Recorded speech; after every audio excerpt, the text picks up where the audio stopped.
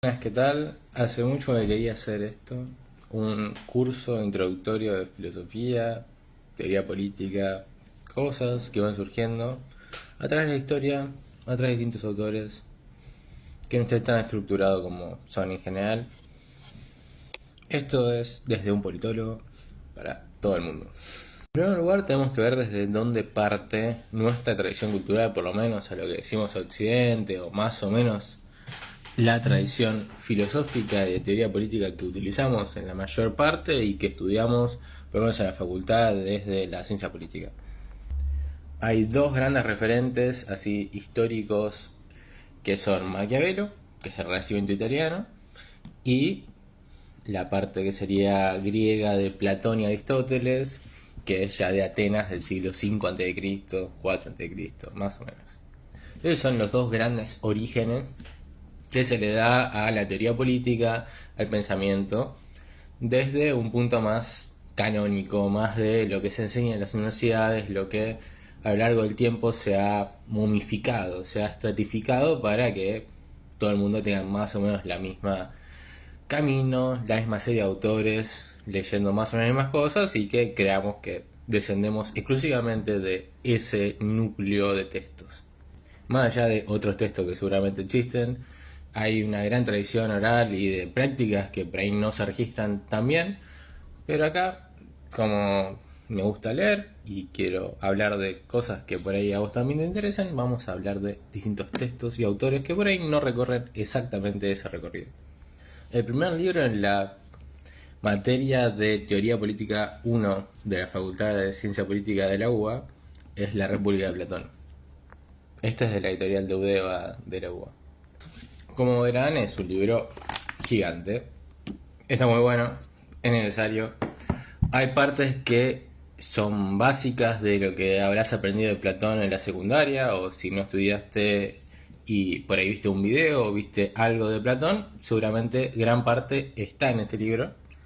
Pero a mí me interesa pensar que hubo cosas antes, mucho antes de Platón. En ese sentido, podemos ver que la distancia que nosotros tenemos contra Platón son más o menos 2500 años. 2500 años antes de Platón, en el 3000 a.C., está habiendo las primeras culturas en Medio Oriente que tenían escritura. Y que esos saberes fueron transmitiéndose, fueron creciendo con distintos imperios, idas, vueltas, intercambios comerciales, religiones, tradiciones, alfabetos, que viene que va, y terminaron en lo que fue el periodo clásico de la antigüedad, que conocemos como Grecia, en este caso Atenas del siglo V a.C., y el Imperio Romano, que después lo abarcó todo y medio lo canonizó en estos son la antigüedad. Entonces, eso me parece interesante, por lo menos abordarlo, porque yo, si no fue por la investigación que hice por mí mismo dentro de distintos textos antiguos, distintos materiales que existen, eso no se ve y parece que todo nació en Grecia. Todo nació hace 2500 años, de repente se le prendieron la lamparita a unos griegos, empezaron a pensar, a filosofar y apareció la filosofía. Esto no fue así, tampoco fue que de repente hubo, como se dice por ahí en materias del CBC, un paso del mito al logos, en el sentido de que de repente los griegos se levantaron y dijeron, no, me parece más que la mitología no va más, ahora lo que va es pensar racionalmente. Entonces, si no hay una causa racional, me parece que ese mito no va. Bueno, no fue así, de hecho tenemos religiones hasta el día de hoy, entonces hay una serie de pasos y una serie de innovaciones que sí se dan en Atenas en ese momento, pero eso va con todo un bagaje cultural de muchos siglos antes y que se puede ver por distintos lados, por distintas ramas, que terminan convergiendo en eso junto con las innovaciones que se dan en Grecia para ese edad de oro que parece. ¿Por qué es una edad de oro? En buena parte porque gran parte de esos textos quedaron. O sea, la República como la tenemos acá es un texto bastante grande que sobrevivió más o menos 2500 años, ya es un montón. La Biblia más o menos ese tiempo sobrevivió hasta ahora. Bueno, ¿por qué sobrevivieron estos textos? Porque llevan una tradición, llevan ciertas ideas que son muy importantes para estructurar nuestra sociedad y que fueron renovadas por la cultura en siglo tras siglo. Ahora, la otra cosa de por qué es muy importante es una de oro es porque, además que hubiera ciertos imperios que la estarían pasando bastante bien, ciertas ciudades-estado que estaban teniendo un apogeo, lo que hay es que es una primera parte de la historia que se va a registrar por escrito y se va a registrar más o menos racionalmente. En ese sentido, que se vulgariza con el mito del logos, que es de decir, bien, vamos a dejar por escrito lo que pasó y un poco lo que pasó antes. Lo que pasó mucho antes ya es totalmente mitología. Ahora, lo que pasó y lo que pasó un poco antes no se puede cambiar tanto. Entonces queda más o menos cercano a lo que fue. Entonces, por ejemplo, Platón escribe un montón de diálogos. ¿Qué son diálogos? Son, en general, Sócrates, que es la figura por la que Platón habla de sí mismo. Un poco se suele decir que, bueno, los primeros textos de Platón, el Sócrates es más parecido al Sócrates real, y los de después, el Sócrates es una figura totalmente literaria, que es Platón hablando por Sócrates. Pero ese Sócrates siempre habla contra otros filósofos de ese momento, que pueden ser desde gente que más o menos le cae bien hasta gente que le caía totalmente mal y que vas a ver que Sócrates le empieza a hacer preguntas, los desbaraja y los deja básicamente diciendo que no saben nada. Bueno, entonces, esta serie de diálogos de Platón son lo que inicia la filosofía.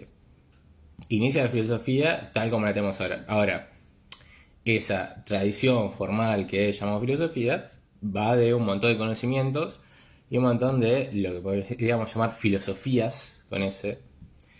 Hay muchas cosas que si vos le pones ese o le pones un singular parece que cambian de cosas, pero bueno, para decirlo así, hay muchas tradiciones filosóficas, muchas tradiciones de pensamiento que había antes y que se agrupan y que terminan aflorando en Platón en un montón de conocimiento, un montón de teorías que influyen hasta el día de hoy.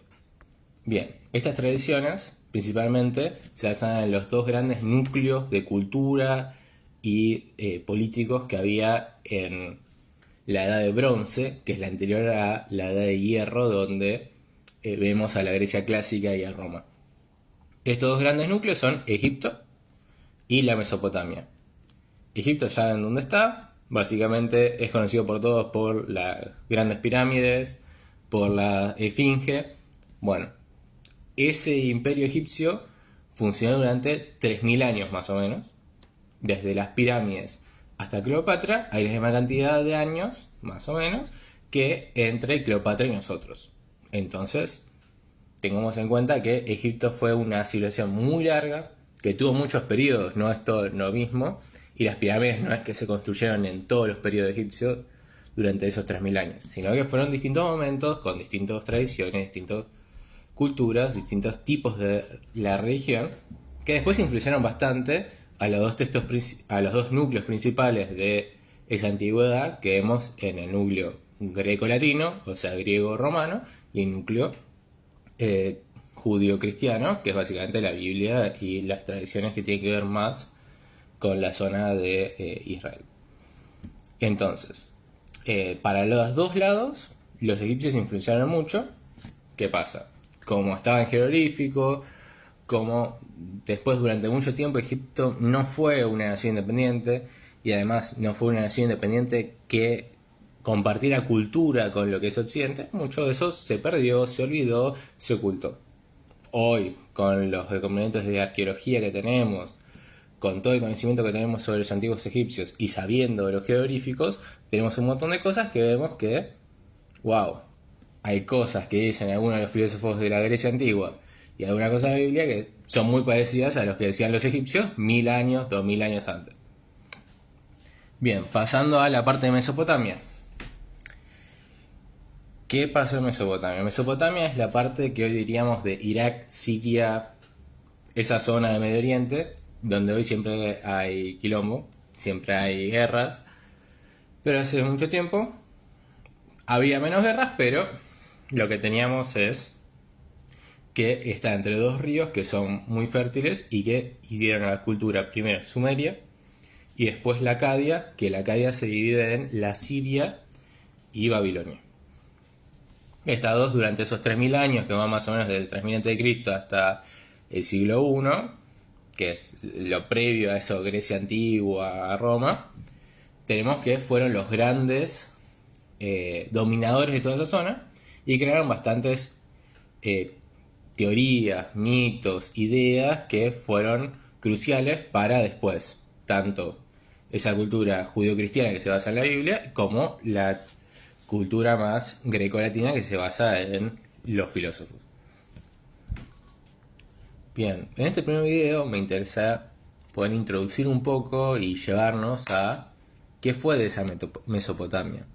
O sea, empezamos con más o menos que en siglo III a.C., hace 5000 años, empieza a haber una escritura que en realidad era más una serie de marcar con símbolos las cosas que se tenía y las cosas que no se tenía, y se enviaba y no se enviaba. Era más contaduría a través de iconos que otra cosa. ¿Por qué? Porque tenemos el paso, más o menos en el 10.000 a.C., y que se va avanzando de culturas nómades de la edad de piedra a culturas más sedentarias. ¿Cómo se da esto? Se da por la domesticación de los animales y las plantas. Pasan los siglos, pasan los años, más o menos, se va creando una estructura a través de estos grandes ríos que había acá en Mesopotamia, que era el Éufrates y el Tigris, donde distintos pueblos se tenían que organizar para que esos cultivos que tenían puedan servir para comer ellos durante el año y para tener un excedente. Y con ese excedente poder comerciar con otros pueblos por otras cosas que por ahí no tenían en ese lugar. Entonces vemos que en esta época empieza el comercio y empieza el Estado. Empieza el Estado con una organización sobre, primero, los canales, que tienen que garantizar un buen riego y también que no se inunden esos campos de cultivo, para garantizar ese excedente. Ese excedente lo que hacía es, se tenía que resguardar en algún lado, se resguardaba en el templo. ¿Por qué? Porque la mayoría de estas culturas lo que creía es que si tenía una buena cosecha era porque tenía buenas lluvias, y porque si tenía buenas lluvias es porque las nubes quisieron llover bien y no que haya sequía. Las nubes, ¿qué pasa? No es las nubes porque sí. En general las nubes se personifica en un dios, que es el dios de las tormentas, que para los griegos era Zeus, para los sumerios era Enlil. Bien, este dios de las tormentas se une en general también con, hay otros dioses que son el dios del sol, que básicamente tiene una figura bastante parecida, que esto tiene que ver con la figura que tenían los antiguos con el cielo. Imagínate, no tenés luz y la noche lo único que ves son las estrellas, y eso lo ves durante todo el tiempo, y eso te sirve para ubicarte, te sirve para contar historias, te sirve para entretenerte, te sirve para explicar el mundo, y te sirve también para ver y para pensar, bueno, esto es algo normal de la vida y que tiene que tener algún sentido. Entonces, a partir de eso, empieza a relacionarse mucho el cielo con los dioses. ¿Por qué? Porque uno necesitaba buenas cosechas, entonces necesitaba una buena intermediación entre la tierra y el cielo. Necesitaba que haya buena lluvia, que haya buen sol y que no haya una calamidad, que puede ser cualquier desastre natural. Más en esa época donde pensemos que tampoco había medicina ni había buena meteorología. Entonces uno tiene que creer que está haciendo cosas buenas para que haya buenos resultados. ¿Cómo se hace eso? Se hace a través de intermediarios que puedan hablar bien con el cielo. ¿Quiénes son los intermediarios? En general son los sacerdotes, o los chamanes, o los religiosos, como quieran decirlo. Bien, esta gente, que eran los que podían hablar con los dioses, a veces estaban simplemente purificados por ciertas creencias, algunos se bañaban en agua, de ahí viene la parte del bautizo, algunos se purificaban quemando cosas, otros simplemente comían cosas o se ponían bajo gases que los hacían entrar en trance, es decir, se drogaban sin saberlo, y a partir de eso podían tener visiones, y con esas visiones era la transmisión que tenían con el dios. Habrán tenido mayor, menor medida, y también su reacción política, pero estas figuras son las que tienen la cabeza del templo, y en el templo se guarda ese excedente que dijimos, que es la base del poder de esas primeras ciudades que se crean en la sedentarización. ¿Qué pasa? Con este excedente había que registrarlo en un lado. Es decir, vos si tenés 5 vacas, te acuerdas que tenés 5 vacas. Ahora, cuando ya tenés 120 vacas, tenés que registrar que tenés esas 120 vacas. Si un día se te desaparece una, tenés que marcarlo también. Entonces empieza a aparecer una profesión que es el contador de las vacas y el registrador de las vacas. Bien, ese registrador tiene que tener un símbolo específico para que el registrador de vacas de la ciudad de enfrente sepa leer tus símbolos y sepa que estás haciendo bien y que no estás mandando a cualquiera. Además, tiene que poder dejar sus propios símbolos para que una vez que muera, el siguiente registrador de vacas, que generalmente era un aprendiz del mismo, pueda leer eso y pueda manejar esa información. Bien, así surge un poco la escritura, que empieza de una forma más de pictogramas, de mostrar qué tipo de cosas compraban, qué cosas vendían, qué cosas intercambiaban.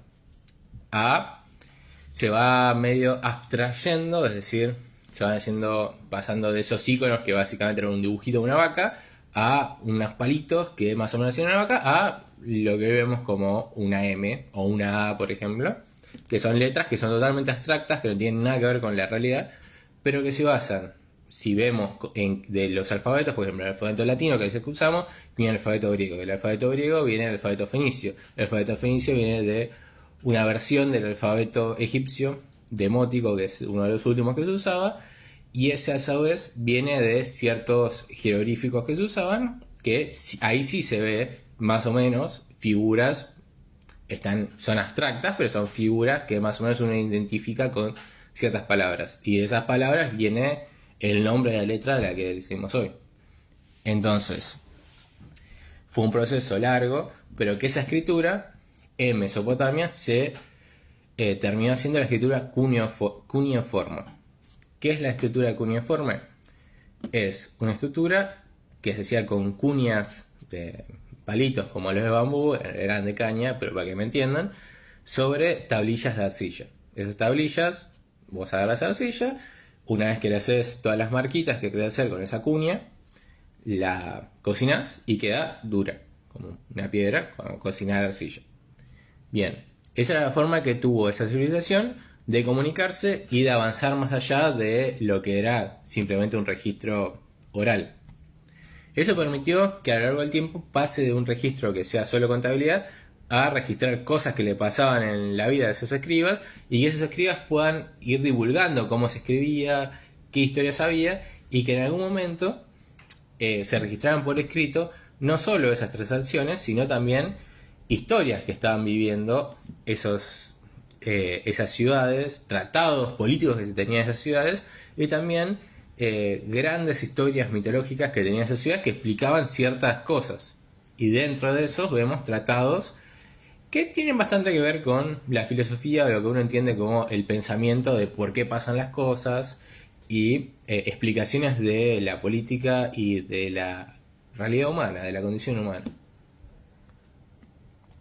Bien, dentro de esto tenemos que primero en Sumeria, que era el sur de Irak, y que es una civilización que no la podemos relacionar bien con ninguna otra, más que con los acadios, que fue los que vinieron después, pero que no tienen una relación de lenguaje. Tenían una lengua que no tiene nada que ver con la otra. Los acadios hablan una lengua semítica, es decir, una lengua que tiene que ver con lo que hoy es el hebreo y con lo que hoy es el árabe. Entonces, esos sumerios tuvieron distintos reyes en sus ciudades-estado, es decir, las ciudades tenían su propio templo y después tuvieron un palacio. ¿Por qué? Porque una vez que ya se entendió que ese excedente era el que permitía intercambiar y que permitía disponer los distintos puestos dentro de la ciudad, se empezó a hacer una división de clases. Ya estaban los que cosechaban y los que guardaban en el templo, los administradores. Los administradores empezaron a vivir mejor. Y esos administradores en un momento pasaron a tener ejércitos para defender ese excedente de los que venían a atacarlo. Y también para atacar otras ciudades para sacarles ese excedente y para tenerlos ellos. Bien, estos administradores en un momento se independizaron del templo y pasaron a ser solo administradores políticos, ya no religiosos. Y esos administradores políticos es lo que hoy conocemos más o menos como un rey. Entonces, estos reyes empezaron a ser empezaron a tener sus propios palacios, diferente del templo, que tenía sus sumos sacerdotes y sus distintas religiosos. Entonces, el poder político y el poder religioso, aunque estaban bastante comunicados, eran diferentes. Entonces, uno de estos primeros reyes que tenemos mitologizado y hecho literatura es Gilgamesh. La epopeya de Gilgamesh es el texto fundamental que nos vamos a basar la segunda clase para hablar de estas previas, estos precursores de lo que va a ser la filosofía griega y que es el fundamento, en general, el punto de partida de los cursos de teoría política, de filosofía que se suelen dar en las universidades, en internet, etc. Este texto es de público conocimiento, lo pueden googlear, va a aparecer, ponen Epopeya Gilgamesh PDF, si no hay también unas ediciones de Penguin clásicos que están muy buenas, pueden ir a cualquier librería que sea grande y va a tener versiones porque fue traducido la primera vez hace 150 años más o menos y hay distintas versiones, algunas más funcionales, otras más literarias, otras más académicas, pero se puede encontrar más o menos lo que falta. Eso lo vamos a usar en principal para entrar a esta cultura mesopotamia y espero que les haya gustado y que les sirva. Bueno, nos vemos en el próximo video.